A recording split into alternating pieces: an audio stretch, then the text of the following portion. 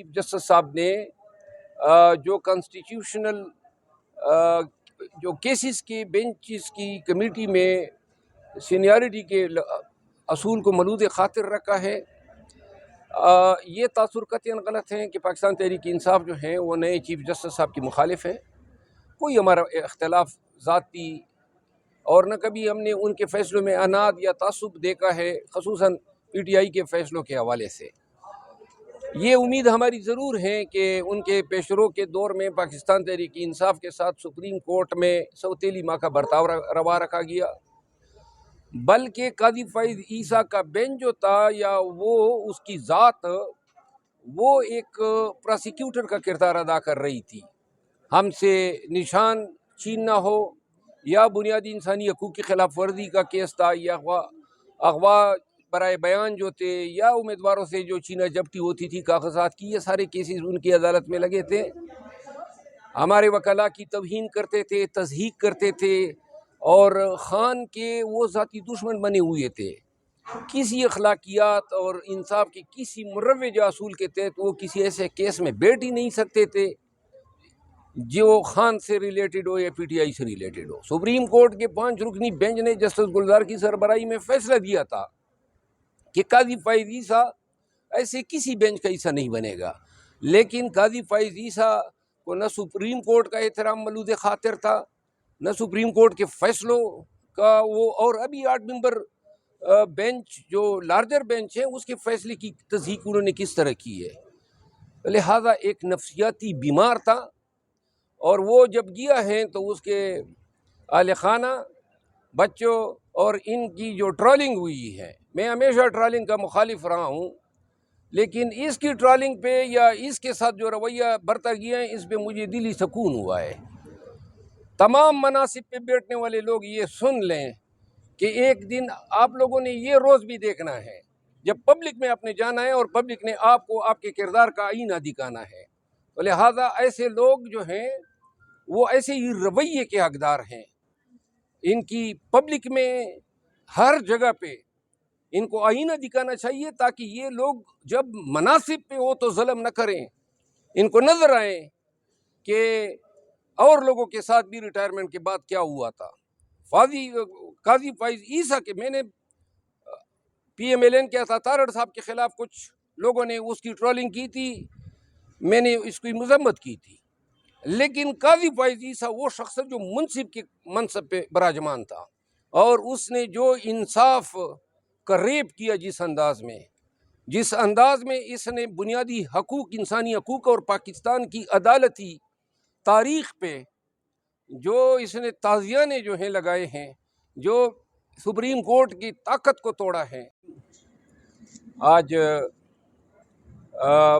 اپنے خلاف دائر کردہ جو دہشت گردی کے مقدمات ہیں وہ چیلنج کیے تھے میں نے اسلام آباد ہائی کورٹ میں، میڈم سمن رفت صاحبہ کی عدالت میں آج مقرر تھے، اور فاضل عدالت نے جو ہے پولیس اور ایف آئی اے کی جزوی رپورٹیں یہاں پہ پریزنٹ ہوئی ہے، اور اب جو ہے چند دنوں میں یہ کیس دوبارہ ٹیک اپ کیا جائے گا۔ آج کل دہشت گردی کی عدالتوں میں دہشت گرد نہیں پائے جاتے ہیں، ہم پائے جاتے ہیں، کیونکہ دہشت گرد جو ہیں وہ کھلے عام پھر رہے ہیں، دہشت گردیاں کر رہے ہیں، اور جن کو پکڑنا تھا ان کو چھوڑ کے یہ سارے ریاستی ادارے جو ہیں پاکستان تحریک انصاف کے ورکرز، لیڈرز، عمائدین، خواتین ان کے پیچھے لگے ہیں۔ آپ دیکھ رہے ہیں آج بھی ہمارے کم و بیش کوئی 1000 سے زیادہ ورکرز کے کیسز جو ہیں وہ ATC-1 میں لگے ہوئے ہیں، اور ظلم کی حد یہ کر دیتے ہیں کہ ایک کیس میں جو ورکر ایک تھانے میں، مثال کے طور پہ سنجانی تھانے کے FIR میں گرفتار ہیں، تو اسی روز ان کو سنبل تھانے کے FIR میں ملوث کرنے کے لیے درخواست دے دیتے ہیں عدالت کو کہ جی اب وہاں پہ ان کی شناخت پریڈ کرانی ہے۔ شناخت پریڈ کے نام پہ AC یا مجسٹریٹ جو ہیں وہ 15-20 دن کی تاریخ دے دیتا ہے، پھر جب وہاں سے یہ پروسیس مکمل ہوتا ہے اور ضمانت ہوتی ہے تو پھر درخواست دیتے ہیں کہ اب جی کوئی حصار کے تھانے میں ان کی شناخت پریڈ کرانی ہے۔ تو یہی کام انہوں نے ریسکیو 1122 کے اہلکاروں کے ساتھ کیا۔ اپنی گاڑی پہ پولیس نے گولیاں مار دی اور کہا جی کہ یہ بھاگنا چاہتے تھے. سرکاری ملازمین ہیں اور آئے تھے فرسٹ ایڈ دینے کے لیے زخمیوں کو. یہ کہاں بھاگتے؟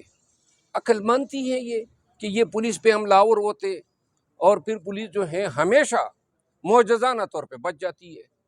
گاڑی کو گولیاں لگ گئی. تو لہٰذا اسلام آباد پولیس کی یہ جو کرتوت ہیں، یہ جو ہتھ کنڈے ہیں، یہ انسانیت کے خلاف ہیں. اور یہ لوگ چھوٹ تو جائیں گے، لیکن جو تذلیل ہو رہی ہے، یہ 2-2 3 ماہ اپنے بچوں سے دور. 1122 کے جو اہلکار ہیں وہ بیچارے ابھی تک اپنے وردیوں میں ہیں.